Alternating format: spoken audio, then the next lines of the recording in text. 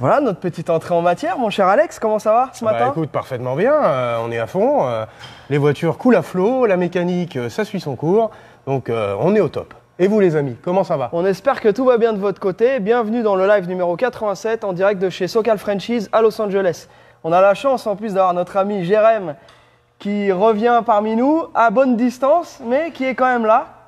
Voilà Jérém, il est à distance. Voilà, donc on continue bien entendu à faire attention et on espère que de votre côté, vous aussi, parce que c'est clair que plus le temps passe et plus ça nous démange de relâcher un peu, mais ce n'est pas le moment de relâcher puisque voilà, il faut absolument continuer. Voilà, donc on va faire une petite introduction, on va parler de nos amis du Rallye du Cœur. Tout à fait. Et on va féliciter tous les gens qui ont déjà commencé à soutenir notre équipage, l'équipage numéro 155. Pour ceux qui suivent, voilà. Pour ceux qui suivent. Alors aujourd'hui, ce qu'on va faire, c'est qu'on ne va pas vous parler 10 000 ans de ça. Je vais vous montrer un truc. Donc, tu vois Alex, j'ai déjà tout préparé. Ah. Donc, en fait, c'est très simple. La cagnotte. Les gens demandent comment faire un don. Voilà. Comment faire un don, c'est très simple.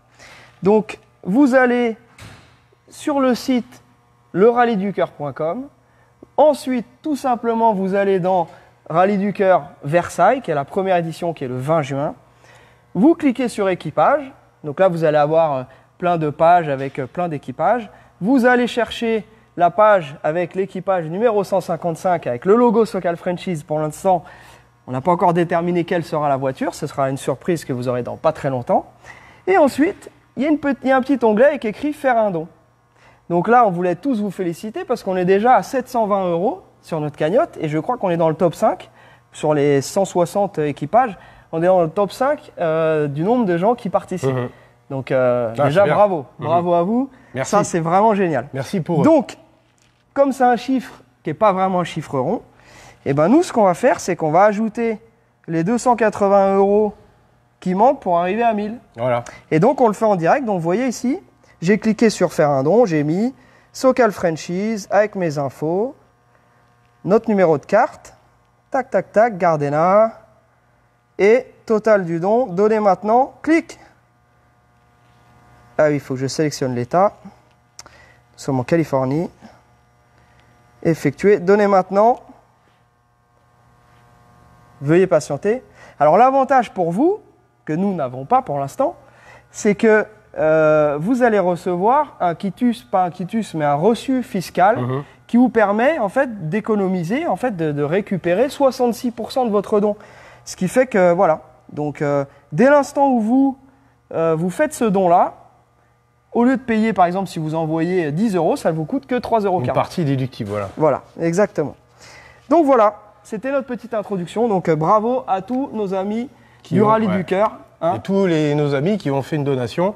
Donc c'est pas pour nous, hein, l'argent ne vient absolument pas dans notre poche. C'est clair. C'est vraiment pour aider les enfants qui sont malades. C'est une cause qui est vraiment importante. C'est triste, hein, les enfants qui ont des graves problèmes de santé, des maladies vraiment très sérieuses. Donc il faut donner un coup de main et en plus on se fait plaisir. Il y a les bagnoles, il y a tout ça. Donc c'est à double intérêt. On fait une chose utile et en plus on se fait plaisir. Donc il faut y aller. Et s'il y a bien une cause qui est juste, c'est bien celle des enfants. Donc voilà. C'était mon petit pitch. Ok, très bien. Alors maintenant, on va continuer sur ce que vous attendez tous, le petit live SoCal Franchise. Alors, on va vous présenter des voitures. Alors, Jenny, les arrivées de la semaine, en arrière. Elle va essayer de nous faire une cascade comme la semaine dernière. Arrivée de la semaine. Alors, de quoi tu vas nous parler, Charlie, alors? Eh ben, regarde, Alex. Je suis très curieux de savoir ce qui est nouveau cette semaine. Eh ben, pour faire un petit sommaire, on va vous montrer ce qui est arrivé cette semaine, premièrement. Voilà. Et ensuite, donc les voitures qui sont en cours. Donc, on reviendra sur les voitures en cours. Et enfin, vous finirez avec Jérém sur comment ça marche de la semaine. Et aujourd'hui, qu'est-ce que tu vas aborder comme sujet? Aujourd'hui, on va aborder le sujet des trains arrière de Corvette C3. Donc, c'est un sujet épineux parce que c'est quand même beaucoup de taf et beaucoup de temps passé. Et donc, je vais vous expliquer pourquoi c'est long, pourquoi c'est compliqué et pourquoi on le fait. Voilà. Et comment ça marche. Et quelle est la différence entre une voiture révisée et une voiture non révisée? Voilà. Très bien. Eh ben, attaquons par là. Alors, on va commencer par la voiture de police d'Adrien. Donc, Adrien nous a fait confiance pour l'achat de cette Crown Victoria P71. Alors, celle-ci, elle vient d'Orange County. Donc Orange County, c'est un petit peu à l'est de chez nous. Voilà, c'est le secteur où il y a pas Euro Disney, il y a Disney World, Anaheim, donc toute cette région-là. Et donc voilà, donc cette voiture-là, c'était pas une voiture de patrouille, donc elle n'était pas noire et blanche, elle était toute blanche. Elle n'a pas le push bar à l'avant, mais c'est une voiture qui a un très faible mileage. Elle a que 47 000 miles d'origine. Elle est dans un super état. Donc voilà, donc ça, je sais qu'il y a de plus en plus de gens qui s'intéressent à cette caisse-là, parce que c'est une grosse berline qui est fiable, ça t'emmène partout, tu fais le tour du monde avec ça. Il y a un coffre qui est absolument immense. Et voilà, et puis bon, tu as quand même les Searchlight ici, avec vraiment le look police américaine. Ils en ont vendu des millions ici. Avec le petit logo Police Interceptor. Voilà, donc c'est là, ça annonce la couleur. Hein. Si tu veux te faire intercepter, voilà. Voilà, alors tiens, je vais ouvrir le coffre pour que vous voyez un peu la taille du coffre. Hop. Clac. Donc là, on peut mettre 2 corps au moins dedans, de bons gabarits. De bons gabarits. Voilà, et plein de fatras. Et donc c'est pour ça que notre ami Karim, lui, il en a eu une. Il a eu en fait plusieurs voitures avec ce châssis, donc les Lincoln qui ont le même châssis aussi. Il avait eu la voiture de police d'ailleurs qu'on avait utilisée pour notre publicité de l'année dernière quand on était déguisé en policier.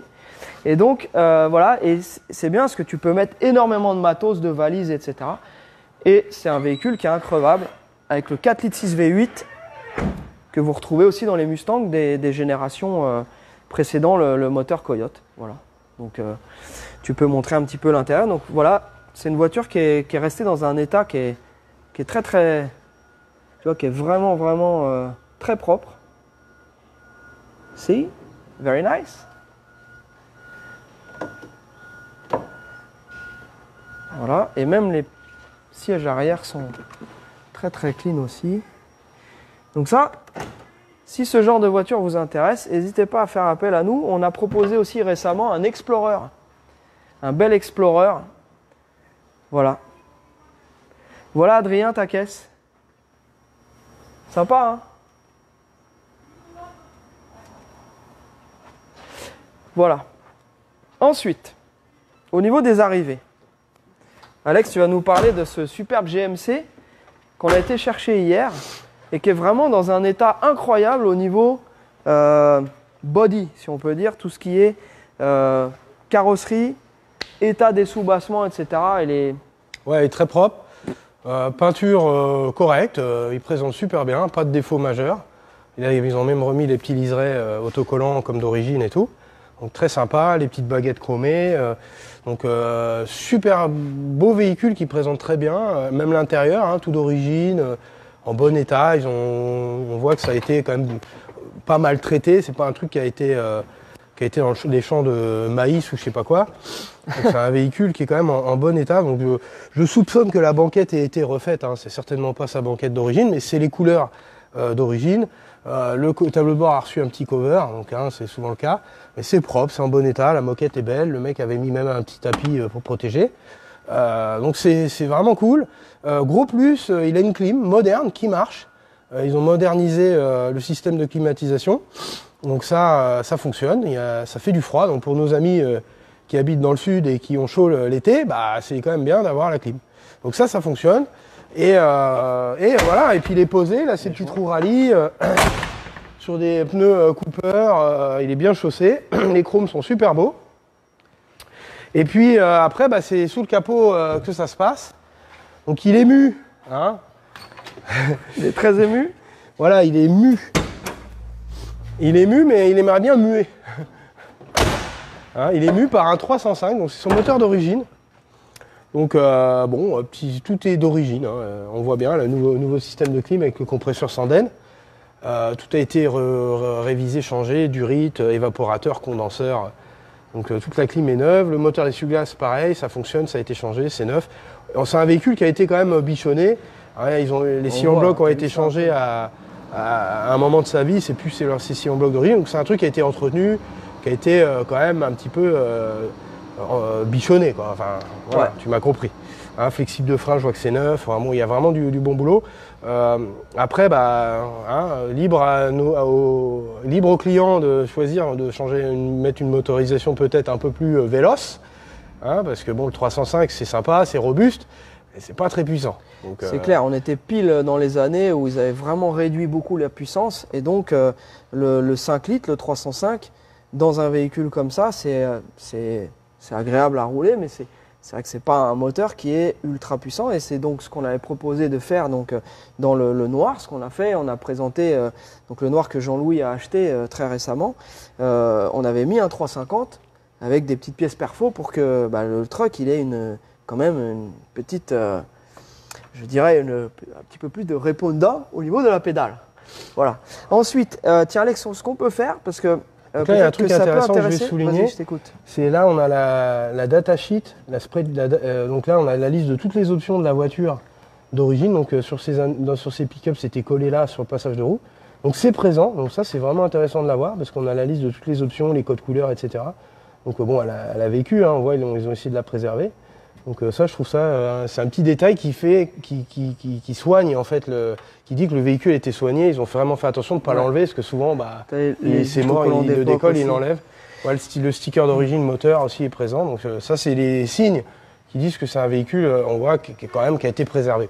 Ok, alors moi, ce que je propose qu'on fasse, c'est que pour ceux qui s'intéressent un petit peu au pick-up, on va montrer les endroits que nous, on surveille particulièrement sur ces véhicules-là, parce qu'il y a des endroits où il y a tendance à avoir plus de corrosion. Donc on va vous faire un petit tour rapide dessus. Donc premièrement, vous voyez qu'ici il y a une espèce de grille. Et donc en général, quand l'eau stagne ici et qu'on a des feuilles en décomposition ou des cochonneries qui viennent se mettre donc plus bas ici, bien souvent ça se met à se corroder ici à l'intérieur. Et donc ça se pourrit de l'intérieur au niveau du fly, comment on appelle ça, le firewall. C'est la cloison. Cloison par feu, voilà, le firewall. Donc il y a ça, Alex. Après, il y a les bas de pare-brise ici, là, souvent ils pourrissent ici, là, dans le bas du pare-brise. Donc là, tout le bas du pare-brise, ça arrive à commencer à se boursoufler. Et puis surtout, c'est là, les gouttières. Donc là, ça commence. L'eau s'infiltre, c'est en deux pièces. La gouttière, c'est en deux parties. Et l'eau vient s'infiltrer là, puis ça commence à boursoufler. Et une fois que ça a percé là, après ça coule, soit percé en haut, soit percé en bas. Puis après, ça coule dans le pied de caisse et ça pourrit ici. En bas, là, le pied de caisse, là, ça commence à faire un trou. Donc les pieds de caisse ici, c'est aussi sur ces années. Les planchers ne sont pas trop concernés par la rouille sur ces années-là, parce qu'ils avaient quand même un traitement anti-corrosion en dessous qui était quand même plus costaud que les autres années. Hein, sur les années 60, tous les planchers, généralement plancher et le kick panel ici, c'est rouillé, c'est mort. Ceux-là sont quand même moins assujettis à la rouille.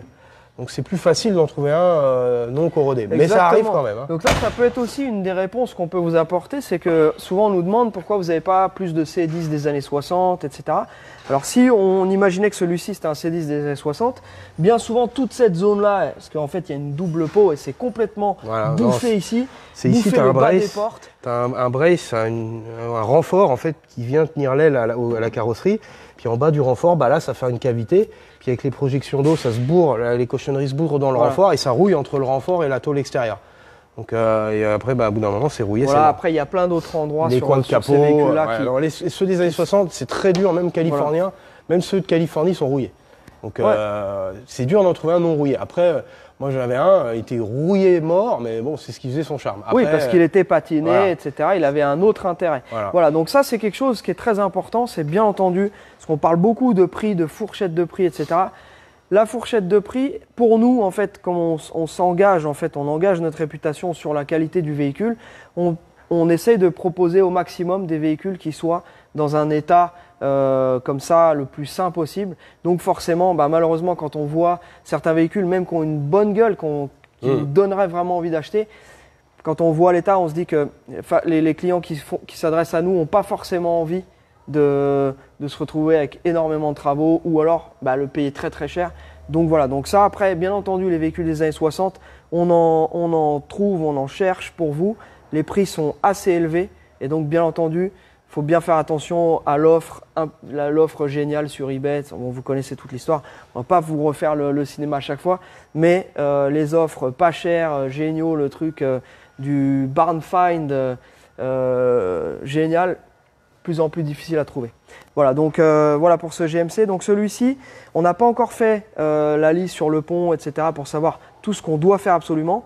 Et celui-ci, il sera vendu à quelqu'un qui choisira entre la mécanique d'origine ou une mécanique améliorée. Et à ce moment-là, on travaillera sur un devis personnalisé en fonction de ce que le client veut. Voilà. Donc, mais on sera à peu près dans le même tranche de prix que les précédents qu'on a vendus, c'est-à-dire un petit peu au-dessus des 20 000 € selon le type d'option qu'on choisit. Voilà. Donc voilà pour ce GMC. Bennes courtes, on précise aussi, puisque bien entendu les bennes courtes sont plus chères que les bennes longues. Voilà. Ensuite, donc le reste vous connaissez, on vous a présenté la semaine dernière ces voitures-là. On a les voitures de TF1 qui partent tout à l'heure, ça y est, le container est commandé. Pareil pour les deux voitures de nos clients qui partaient direction Fos-sur-Mer, donc ça c'est bon. On essaye de commander les containers avant d'emmener les véhicules à la compagnie de transport, comme ça ils passent le maximum de temps ici plutôt que là-bas et ils partent au dernier moment. Nous, ça nous permet de mieux dormir la nuit et d'avoir nos véhicules le plus longtemps possible avec nous. Ça ne sert à rien qu'ils aillent traîner ailleurs. Voilà. Ensuite, qu'est-ce qu'on a avec ce très très joli Camino 67, Alex? Voilà, c'est un Camino qui est pareil, encore une fois. Camino 67 sont quand même assujettis à la rouille, surtout dans le compartiment arrière. Ici, il y a un compartiment arrière creux sur la plupart des Caminos. Et là, l'eau s'infiltre et ça pourrit, c'est tout mort. Et c'est une tannée à changer, une vraie tannée. Donc celui-là n'est pas rouillé, il n'a jamais tapé, donc c'est vraiment une base saine. Il a été repeint, il a une peinture qui est correcte, pas de défaut majeur. Les chromes sont absolument incroyables, tout a été changé, surtout ceux de la benne, ceux-ci coûtent très cher. Les pare-chocs, les entourages de pare-brise, tout ça c'est nickel. L'intérieur est propre, en bon état. Il a son moteur V8, et frein à disque assisté à l'avant. Tout fonctionne, essuie-glace, chauffage. Donc voilà. Là, j'ai fait une petite liste. Il y a des, bon, comme toujours, même sur un véhicule comme ça de qualité supérieure, il y a toujours un peu de boulot à faire. Rien d'insurmontable, hein, que des petits détails, des freins arrière, flexi-barrière, bushing de bar stab, 2-3 bricoles. Il y a des fuites d'huile à réparer, une vidange, bougie, fil de bougie, enfin les trucs de base, quoi. Donc ça, c'est un véhicule qui part chez nos amis de GT Automobile, donc chez Tony, et donc ce sera dans la Somme à Roiselle. Voilà. Et donc cette voiture-là, on peut vous montrer la mécanique. Bien entendu, notre ami Tony et son équipe de mécanos, c'est eux qui vont s'occuper d'apporter les petites touches finales. Donc nous, en fait, on va leur fournir donc, les petites pièces dont ils ont besoin. Et ils vont en profiter, bien entendu, pour tout bien nettoyer, faire les petites choses comme nous, on aurait fait ici. Voilà. Et donc, ça c'est un véhicule que vous pourrez voir et essayer sur place. Voilà. Donc ça, n'hésitez pas à nous dire ce que vous en pensez, parce que nous, on adore les El Camino. C'est des véhicules, en fait, qui sont globalement moins chers que la Chevelle ou que l'équivalent en berline de chez Chevrolet. Alors, bien entendu, il n'y a que 3 places. Mais c'est quelque chose qui est pratique, c'est un véhicule un peu hybride et je trouve que c'est une très très bonne alternative quand on n'a pas 40 000 à dépenser dans une belle Chevelle. C'est moins cher d'acheter un bel El Camino comme ça. Donc celui-ci c'est la version custom de luxe, enfin c'est la version custom V8, donc c'était le V8 d'origine et on voit avec les petits passages de roues chromés, etc. Il a une très belle finition. Voilà. Très beau truck. Très sympa. Ouais, c'est vraiment cool. Et ça se conduit comme une berline. La benne est quand même grande, elle est presque aussi longue qu'un short bed comme le C10. On peut mettre tout un tas de trucs. Et si on laisse par exemple la ridelle ouverte, on peut même mettre des motos à l'arrière en laissant la benne comme ça. Donc même une moto qui est assez longue, on peut la mettre ici, c'est tout à fait prévu pour. Voilà, donc c'est cool, c'est vraiment cool. Ou un quad. Ou un quad. Ça rentre, hein. Bien sûr. Ouais. Voilà Alex, donc on va continuer avec, je propose qu'on jette un petit coup d'œil au truck de notre ami Hervé. Ouais. Donc là, je sais que vous avez bien avancé dessus aussi. Voilà, bon, il reste encore des bricoles à faire. On a fait les freins, tout le cinéma, comme je l'avais dit la semaine dernière. Là, on a réparé la colonne de direction parce que tous les switches étaient inopérants.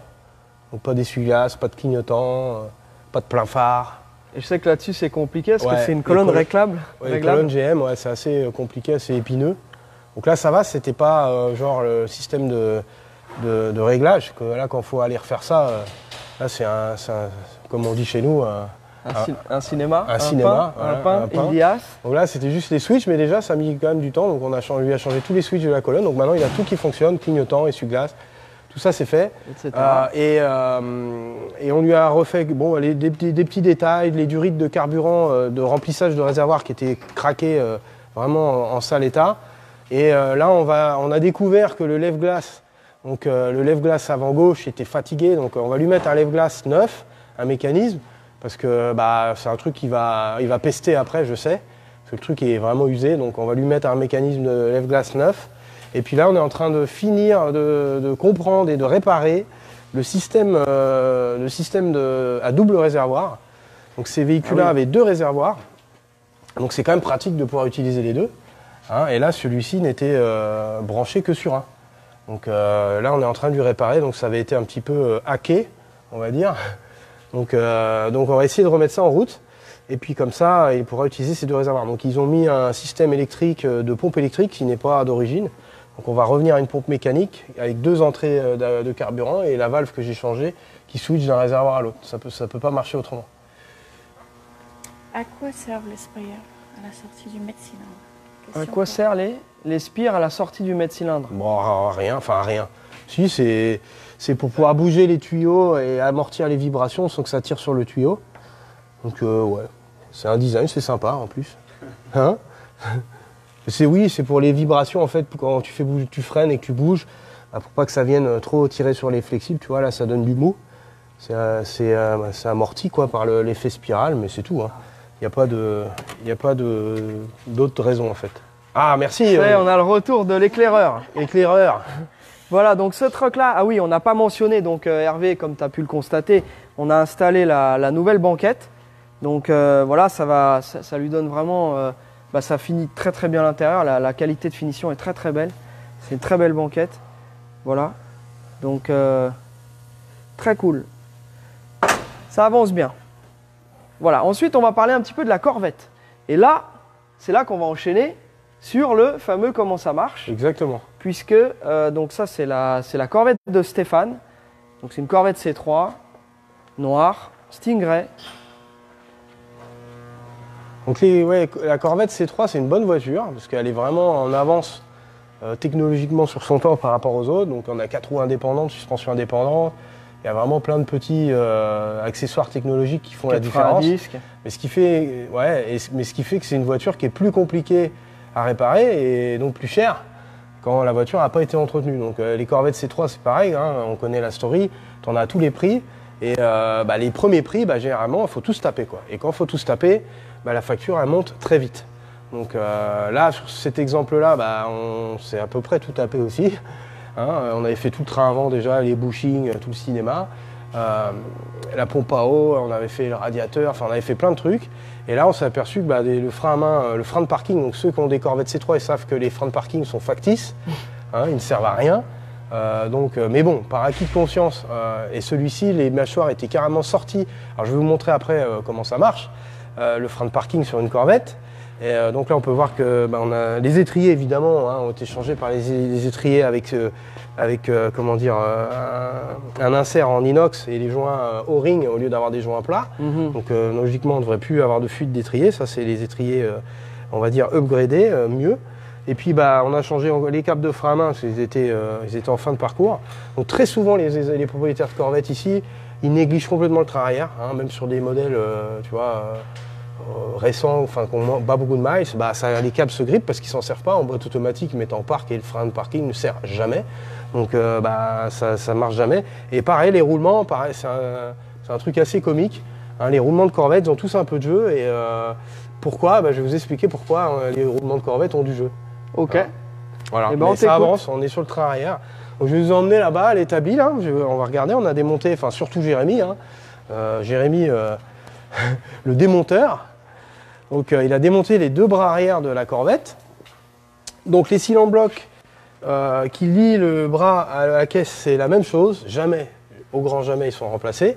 Donc au bout d'un moment, ils s'épluchent, c'est mort, et il y a du jeu. Donc là, on a changé les scies en bloc. Donc ça, c'était la première raison. Et la deuxième raison, c'est on entendait un bruit quand la voiture roulait, un bruit clic, clic, clic, clic. Pourquoi? Parce que les mâchoires de frein, donc le frein de parking, c'est des mini freins à tambour. Donc on a des disques derrière sur la Corvette, on peut voir, il est là.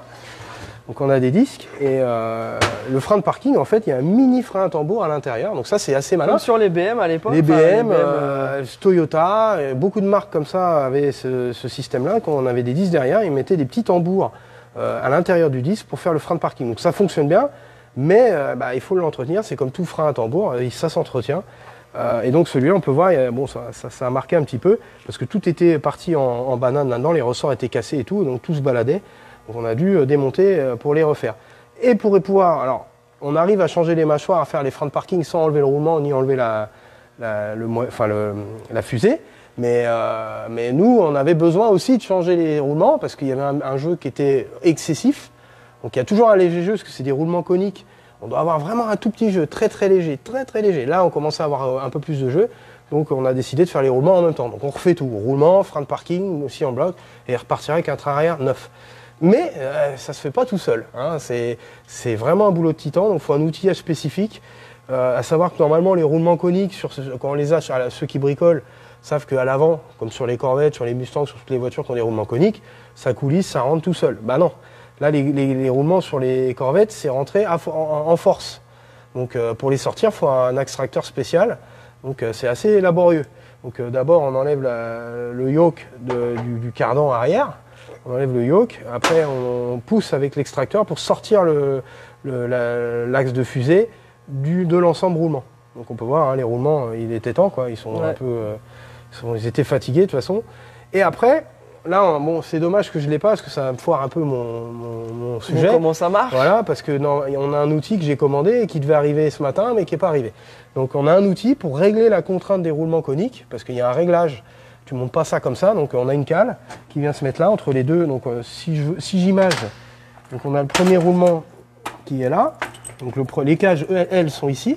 Et donc quand ton roulement vient se mettre dans le moyeu, ils doivent être serrés, mais pas trop, parce que c'est des roulements coniques. Si tu serres comme un âne, tu les brûles, les roulements. Okay. Et ça met une contrainte et c'est pas bon. Donc ils doivent être plaqués à juste poil et quasi sans jeu. Vraiment, c'est rare de le faire parfait qu'il y ait zéro jeu. Donc très souvent, les Corvettes, il y a un léger jeu dans les roulements arrière. Et pour pouvoir le régler, ce jeu-là, il faut se taper tout ça. Parce que le jeu, il se fait avec ces petites cales qui sont là. Donc là, on a les roulements de chaque côté qui sont coniques, comme à l'avant. Et ensuite, ils sont emboîtés en force sur notre fusée. Donc là, je ne vais pas le rentrer. Et l'outil que j'attends sert à simuler la fusée, sauf que le roulement n'est pas rentré en force.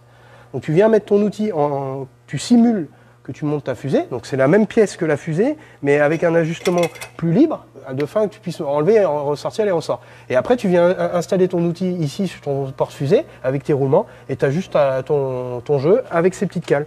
Donc là on a le premier roulement, après on a la petite cale, et après on a ces petites cales de réglage qui sont là, donc de différentes épaisseurs, et on vient mettre la cale qui correspond. Et après, on vient mettre le deuxième roulement, qui lui vient quelque chose comme ça. Et là, on a juste notre jeu au roulement sur le train arrière. Et ça, il faut cet outil pour faire le montage à blanc. Parce que sinon, si tu fais à l'arrache que tu montes ça, tu dois tout ressortir et risque d'abîmer, bien évidemment, tes roulements qui, eux, sont montés en force. Donc, c'est vraiment plus simple d'avoir l'outil. Et c'est pas donné. On l'attend. Voilà, on attend cet outil-là. Donc, pour pouvoir finaliser ce truc. Donc, c'est pour ça que les Corvettes, quand il y a une restauration, une grosse remise en état à faire, ça prend du temps. Et le temps, c'est des heures, et les heures, c'est des sous. Donc ça, c'est le genre de travail que, ici, même, c'est le pays de la Corvette. Hein. Bon, je ne vais pas dire que toutes les voitures qui sont à vendre ici n'ont pas il y en a certaines qui ont été faites dans les règles et dont ce travail-là a été fait. Des entreprises comme Eclers proposent des bras rebuildés, c'est-à-dire que tu reçois le truc déjà tout fait, tu renvoies tes vieux et ils te renvoient le truc déjà fait, mais ça coûte une fortune. Une fortune. Donc et puis nous on est des bons, hein, surtout Jérém. Voilà, on va le faire nous-mêmes, c'est la passion. Donc c'est intéressant, donc on le fait nous-mêmes. Donc voilà, c'était pour vous expliquer comment on règle un déroulement sur un train arrière de Corvette. On reviendra sur le train avant, hein, c'est une opération simple, je vous montrerai comment on sert des roulements coniques sur un train avant, sur n'importe quelle voiture, hein, que ce soit de la populaire française à l'anglaise, à l'américaine, quel que soit, dès que tu as des roulements coniques à l'avant, je vous expliquerai comment on fait pour les régler et que ça fonctionne sans les abîmer et que ça soit nickel. Mais cela nécessite des cales. Voilà, j'espère que ça a été clair. Très intéressant. Et donc, du coup, ça nous permet de rebondir sur un sujet qui est intéressant. C'est la différence entre une voiture dans son jus à un certain prix et parfois 2 fois plus cher. On se dit, mais c'est la même voiture. Eh bien, voilà. Pour toutes ces raisons, on comprend beaucoup mieux pourquoi ce n'est pas la même voiture. Par contre, en France, on a un contrôle technique. Donc ça, pour les gens qui nous rejoignent, peut-être vous ne le savez pas, nous on le rabâche depuis longtemps. Donc un petit peu de compassion, s'il vous plaît, ceux qui savent déjà et qui vont dire « Ah, il nous le dit à chaque fois ». Il n'y a pas de contrôle technique aux États-Unis. Donc voilà. On achète des véhicules le mieux possible. Mais on sait que de toute façon, on aura des choses à faire. Et c'est pour ça qu'encore une fois, quand on dit, et notamment sur ce genre de voiture, et d'une manière générale sur toutes les anciennes, comme disait Alex, quelle que soit la marque, dès l'instant où il y a une révision à prévoir, ce n'est pas juste la vidange et changer un filtre à huile. Quand on dit révision, grosse révision, c'est tout ce qu'il faut pour que la voiture passe au CT, c'est-à-dire tous les éléments de sécurité, suspension, freinage, direction, voilà, les rotules, les roulements, les machins. Et donc, le mot révision, c'est un mot qui est très large, qui n'est pas très précis. Et donc, nous, on essaye d'être le plus précis possible. J'utilise jamais ce mot-là, révision, parce que ça veut tout et rien dire. Moi, j'utilise le mot remise en état. Parce que c'est pareil, c'est assez large, remise en état, mais tu te dis remise en état, il y a déjà plus de boulot. C'est-à-dire qu'elle n'est pas en état. Dans le commun des mortels, une révision, c'est une vidange, changer les bougies, quoi. Voilà, c'est sur une voiture qui est déjà en état. Voilà. Mais une remise en état, là, on travaille, c'est du boulot sérieux. Donc, ce genre de boulot, c'est pareil. Je décourage personne. Il y a certains de nos comment on dit, de nos amis qui nous suivent, voilà, je cherchais le mot mais j'y arriverai pas. Nos followers. Qui sont complètement à même de faire ça, et ça se fait, c'est pas impossible, et puis c'est le plaisir de faire. Ça, l'américaine, c'est ça aussi. Il y a toujours une petite bricole à faire, on se pose dans son garage, chandelle, petite musique, une bière, on se fait ses petits roulements tranquilles. C'est cool aussi, tu vois. Mais bon, il y en a qui n'ont pas le temps ou qui n'ont vraiment pas du tout la main verte, donc ils préfèrent laisser faire les gens qui savent. Donc, mais c'est sympa, ça se fait, c'est un boulot de passionné. Puis il y a des tutos pour ça. Ouais. Et puis il y a des gens. Alors après, je vais faire une petite parenthèse sur 2 choses. Souvent, là en ce moment, on a reçu énormément de messages et on vous remercie. Notamment grâce au passage dans Automoto, forcément ça fait une exposition supérieure à la normale et donc ça engendre tout un tas de messages. Donc il y a beaucoup de gens qui nous demandent des conseils techniques. Malheureusement, on bosse à peu près 12 heures par jour. On n'a pas forcément le temps de faire soit des diagnostics à distance, soit de faire des explications de tuto. On est déjà tous ultra occupés. Donc ce n'est pas de la mauvaise volonté. Deuxièmement, je suis en retard sur les réponses de mes messages et donc je m'excuse, je vous l'ai écrit récemment. Pour l'instant, on est en train de rattraper le retard avec Jenny, mais on a encore plusieurs demandes qui sont en attente. On vous répondra, ne vous inquiétez pas, mais c'est vrai qu'il y a eu énormément et on doit quand même assurer l'opérationnel pendant ce temps-là. Ce n'est pas uniquement répondre aux gens, il y a tout l'opérationnel du garage. Ensuite, dernier truc, il y a des gens qui nous font des candidatures spontanées pour travailler avec nous. Et là, je suis désolé, on est obligé d'expliquer aux gens que malheureusement, nous ne pouvons pas embaucher de Français qui n'ont pas de carte verte ou qui n'ont pas de visa de travail ici aux États-Unis, puisque dans notre compagnie, parmi en fait les choses qui sont requises pour nous, il faut qu'on est venu ici pour créer de l'emploi. Et donc c'est pour ça qu'on emploie des gens. Et Jérémy, c'est une exception, puisque Jérémy a déjà la carte verte. Il était déjà installé ici aux États-Unis, donc il a pu rejoindre l'équipe. Voilà, donc c'était pour ce petit sujet. Donc on vous remercie, tous les gens à qui ça ferait plaisir de bosser avec nous. On vous remercie énormément. Mais voilà, pour l'instant, ce n'est pas possible. Peut-être quand on sera une très très grosse entreprise, ce qui n'est pas encore le cas. Est-ce qu'on a un petit truc à voir? Jenny, il y a une question? Petite question. La remise en état peut-elle être faite par les partenaires en France? Bien sûr. Donc là, effectivement, plus on a de demandes et c'est pour ça qu'on a mis tout ça en place, c'est qu'on a des garages partenaires, donc on a des showrooms et des garages partenaires, et bien entendu, que ce soit nos amis de Bretagne ou que ce soit dans le sud, etc. Donc je ne vais pas à chaque fois citer tout le monde, mais vous les connaissez. Ils peuvent tout à fait recevoir une voiture de chez nous, qui a été expertisée par nous. Alex et Jérémy font toutes les listes de pièces, etc. Et ensuite, on envoie la voiture ou le truck avec les pièces et c'est fait par les partenaires. Et au contraire, ça nous permet de désengorger un peu l'atelier. Ça permet au client de suivre son projet. La voiture arrive, elle est là. Et puis peut-être déclencher des nouvelles envies, se dire ah bah tiens ma Corvette, on mettrait bien des échappements latéraux, j'en sais rien, Exactement, ou un nouveau filtre à air. Donc ça permet aussi de suivre la remise en état de sa propre voiture. Parce qu'ici c'est vrai que nous on fait des points avec les clients, on montre les choses comme ça le vendredi, mais d'être sur place et puis peut-être mettre un peu, je sais pas, donner des idées, dire tiens je pourrais pas mettre ça comme ça ou ça comme ça, c'est aussi une option qui est vraiment intéressante. Ça a déjà été fait donc par nos amis RAF notamment. Et voilà. RAF en Bretagne. Projet complet, carrosserie, peinture. Tout est possible. Voilà. Donc en gros, RAF en Bretagne. On a nos amis à Saint-Nazaire et à La Rochelle de Cubic Workshop. On a Burnout Garage aussi dans le sud de la France. On a nos amis en Suisse. On a Roisel aussi dans la Somme. Voilà, tout ça c'est des mécanos. Et après on a des showrooms aussi, Bolide Garage qui vend des véhicules et qui est en partenariat avec des mécanos. Et on a aussi, par exemple, qu'est-ce qui nous manque? Oh là là, c'est un peu dur de faire tout comme ça de tête. Et la Normandie, bien sûr, qui eux aussi ont un showroom et qui vont bien entendu le plus rapidement possible mettre en place un moyen aussi d'avoir leur propre mécano sur place. Donc voilà, et c'était l'objectif effectivement de tout ça. Est-ce qu'on a une autre question avant de nous quitter? Voilà, Alex, voilà, Jérém, tu veux faire un petit coucou? Tu veux faire une dédicace? De loin, coucou de loin. Vas-y, reste loin. On attend le 11 mai.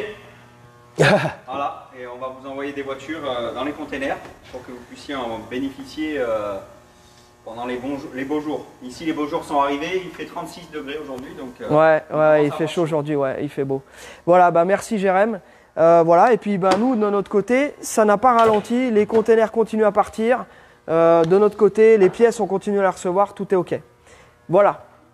Donc nous allons vous souhaiter une excellente fin de journée. Tiens Jenny, tu peux montrer très rapidement, on a aussi ce petit Chevy, enfin ce GMC Vendura. Donc j'ai pas ouvert encore tous les messages, donc je sais pas s'il y a des gens qui étaient déjà intéressés, qui m'ont envoyé des messages, j'ai pas encore fait le tour. Donc voilà, on a ça, on a la Mustang noire, voilà, on a ça, tout ça vous avez vu la semaine dernière, on va pas vous refaire. Et puis les véhicules qui partent très bientôt pour tous nos partenaires. Voilà. On vous remercie. Excellent week-end à tous. Faites bien gaffe à vous. Merci beaucoup de nous suivre et portez-vous bien. Take care, guys. Salut, salut.